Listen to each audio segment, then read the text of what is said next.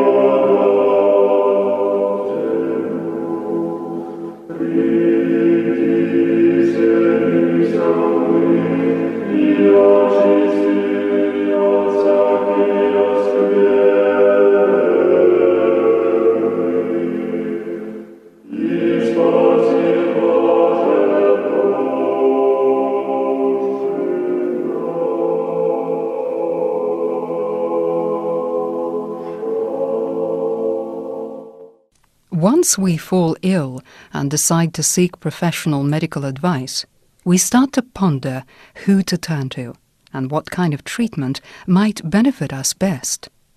In today's program, we shall tell you how this question is dealt with by an Orthodox Christian.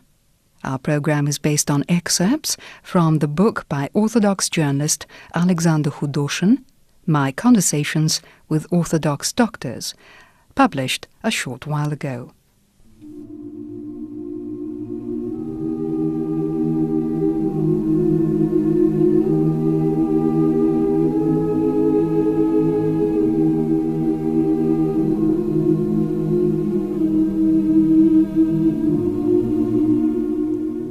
Fear of illness and death drives us to seek the advice of top specialists, and, financial means allowing, we go to the very best.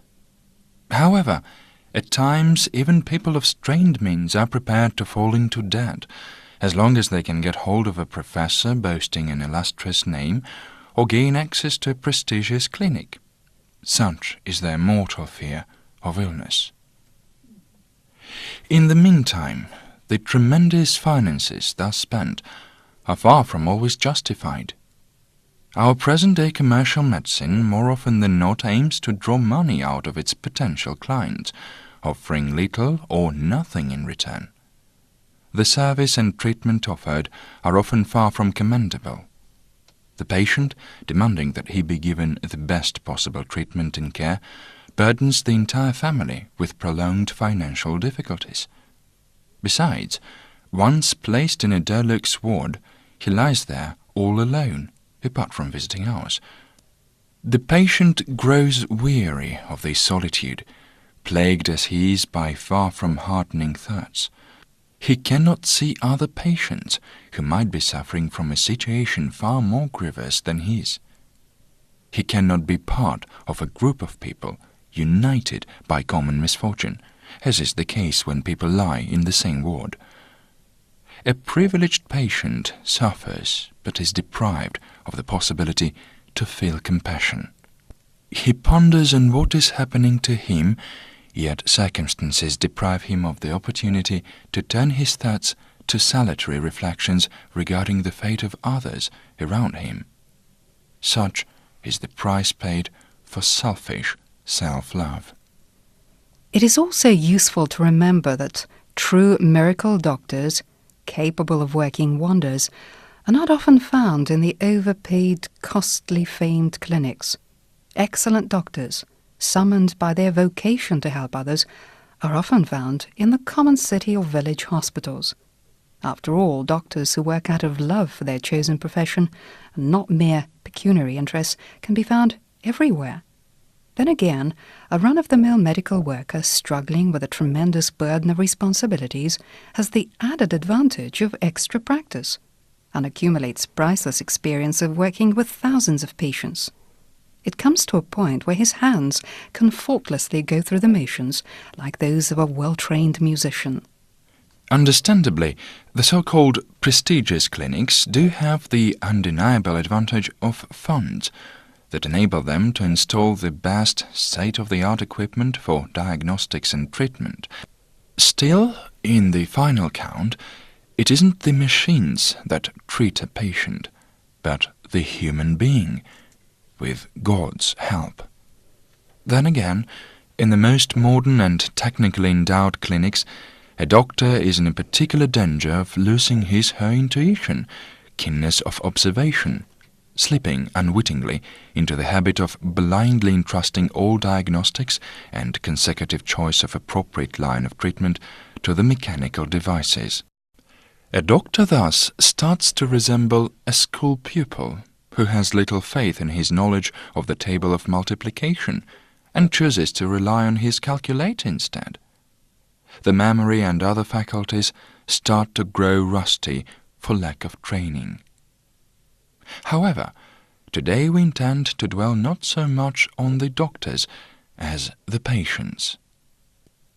True, it is a sin, according to Orthodox tradition, to neglect one's health as a God-given, priceless gift. Yet no less a sin is an excessive solicitude for one's self, for it transforms one into a capricious, selfish individual, whose behavior is a burden to doctors and family alike. Upon falling ill, an Orthodox Christian prepares himself for impending treatment, first of all by attending church. He goes to confession, takes communion, seeks the priest's blessing for forthcoming treatment, and asks him to pray for him. Prior to going in for treatment, it is also highly recommended to ask that prayers be said for one at the monasteries. These prayers are usually requested there for a lengthy duration of time. One needs to similarly request one's family and friends to pray for the patient, both at home and in church. All this greatly helps the patient to overcome the trials of treatment and to achieve recovery.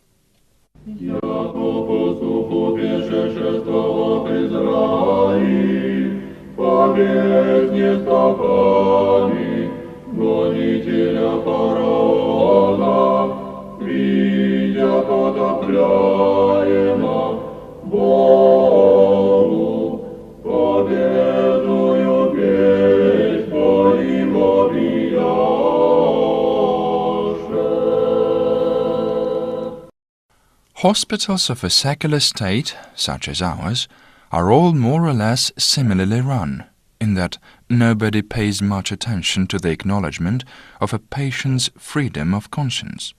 Thus, an Orthodox person has to be prepared for the fact that, out of administrative considerations, they might refuse to allow a clergyman to visit him, thus depriving the patient of a chance to receive communion. Nobody cares about the religious beliefs of a patient. At best, there might be people among the medical staff who are capable of showing respect for the patient's faith. So, what are we left with? A patient finds himself in an alien environment, far removed from the care of friends and family, one's customary work and routine. Now one is surrounded by total strangers. They might be pleasant and not so pleasant. The patient is suffering from physical pain, an anxiety for one's future and perhaps the future of his family members. But whatever the case, he must remain able to profess his faith. They should be manifested in the way one staunchly remains faithful to it, even surrounded by diverse people, many of them atheists, and even aggressively inclined towards all manifestations of religion. Thus, one should place an icon on the bedside table and keep religious literature there. And prior to surgery, an Orthodox Christian patient should calmly, yet insistently refuse to take off one's cross, and should the doctors continue to insist, ask them to tie it, for example, to one's hand. One cannot rule out that after the patient has been placed on the operating table, the cross will be removed in any case. However, This is no longer important, for the Lord has already seen the Christian's devotion. The cross itself, just as any other item, does not possess any peculiar magical powers. It would be a throwback to pagan times to think this. Nonetheless, through the cross, just as through icons, God and the saints sent believers their help, demonstrating their love for them. So, as we have said, for a believer, the hospital ward is still a place for professing the Christian faith. Christ himself taught us to do so. In chapter 12 of the Gospel of Luke, verses 8 and 9, we read his words. Also I say unto you, whosoever shall confess me before men, him shall the Son of Man also confess before the angels of God. But he that denieth me before men shall be denied before the angels of God. The profession of the Christian faith is also manifested in a patient and silent acceptance of the lot that the Lord sends us. Generally, faith, besides the profound inner processes, is always outwardly manifested too. Frequently true believers, despite the dreadful physical pain they suffer, and aware of the approaching end, nonetheless retain a tranquil manner, their faces almost radiant. Even when things get really bad, they try to contain their moans and groans of pain, lest they violate the peace of their fellow patients. We know many examples of Stoicism in the history of Christianity, when physical sufferings could not break a man down, nor shake his faith.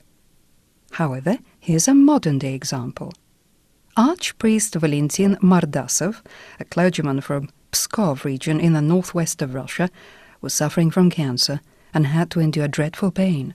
Yet nobody heard a sigh, groan, or complaint from him. Indeed, genuine faith is silent. An ill Christian does not read aloud in the ward the prayers allotted him, nor advocates ideas of faith. He is no missionary. Only when someone from among those surrounding him displays a genuine interest in Christianity, then the patient, to the extent his knowledge and spiritual strength allows, shares his accumulated experience with them. A television set in the ward is a serious test for the Orthodox Christian. Truly, the devil never lets us be, and is ever spreading his tenacious web, looking for a victim. The television is a Pandora's box disseminating various poisonous, vile creatures. In vain do they assure us that with a constantly switched-on TV, one can sift through the information and separate the evil and harmful from the good at will. Alas, man's memory retains everything, and nothing can be purged, even if it doesn't seem that way. A smaller part of the information is lodged in its core memory, some of it in passive storage, activated when prompted. All the rest is lodged deep in the archive, so to say, and in one way or another influences our soul. The fact that the library of our memory never misplaces anything is substantiated by numerous scientific experiments and all manner of emergency situations. For example, road accidents, the influence of drugs, situations resulting in severe fright or shock. For example, here's one such case. A certain Professor N had a Bulgarian girl working in his lab as a tester. This professor himself was a linguist who knew many contemporary and ancient languages. Once, the lab girl, through imprudence, suffered severe electric shock and lost consciousness. Happily, timely and efficiently applied measures brought her to. When she came out of her comatose state, she suddenly began speaking in ancient Greek. This was all the more amazing since she didn't know this language and came from a remote village and was in fact semi-literate. It transpired that during his lessons with students, walking around the office, the professor was in the habit of reading out loud certain texts in Old Greek. The lab assistant had unwittingly mastered this language. When a TV set is on in the ward, it is best for a Christian to go out. If there is no possibility of leaving, one ought to stop one's ears. A good thing to do at that moment is to read Psalm 91.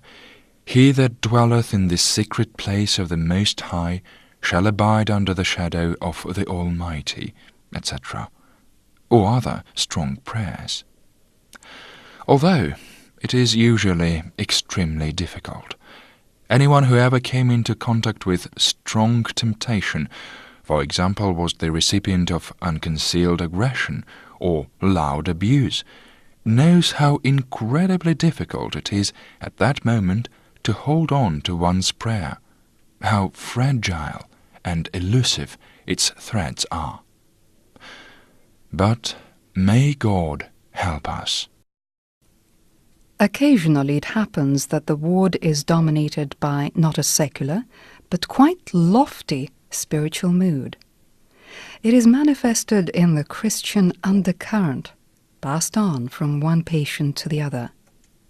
The talk then is of conscience, God, about the need to radically alter one's lifestyle once the time comes to leave the clinic, start attending church, doing charitable deeds, caring for people around us. This kind of atmosphere may arise if there is a churchgoer lying in the ward, and he is visited by true believers. Then many of those who knew nothing of Christ suddenly evince an interest in Christianity, readily accept gifts of icons, drink the proffered holy water, apply earth sanctified by the holy relics of the saints to the places that hurt the most, and listen, rapt, to what believers tell them, and wonder at the power contained in the Lord's word. Quite possibly, upon leaving hospital, these people will stand upon the road leading to salvation.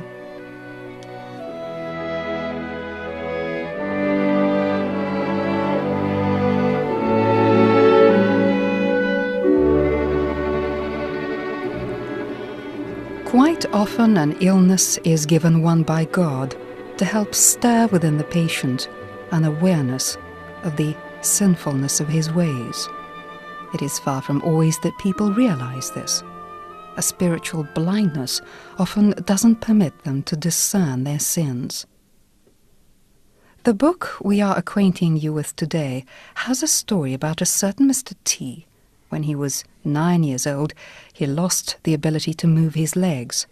The doctors were powerless to help him, and this continued until he was 12.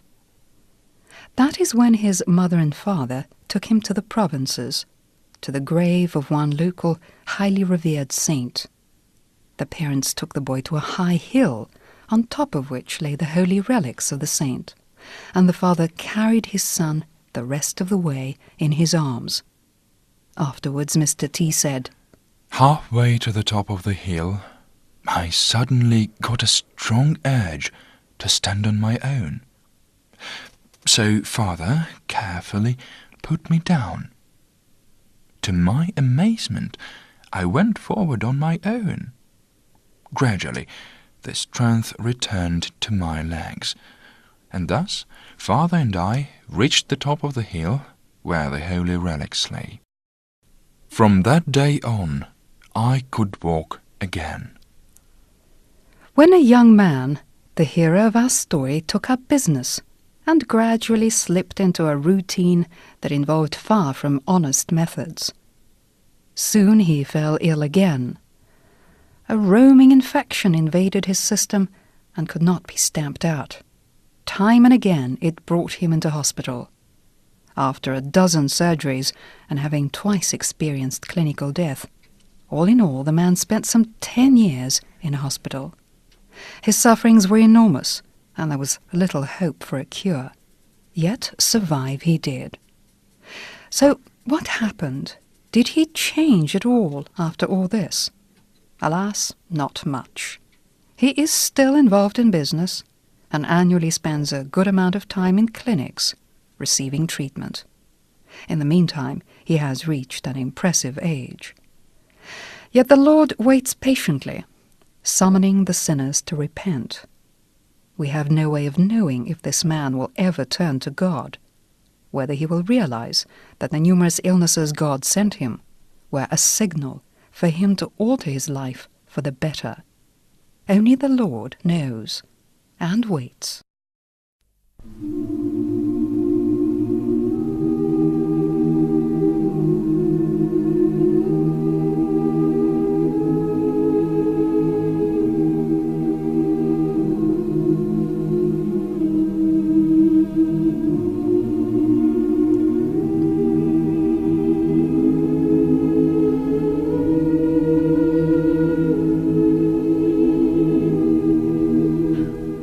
And there we end this edition of the Christian Message from Moscow. It was produced by Vladimir Dyomin, editor and music editor Tatiana Shvitsova, sound engineer Nadezhda Smirnova, and your hosts Svetlana Yakimenko and Pavel Novichkov. All the best to you. And God save you from all harm.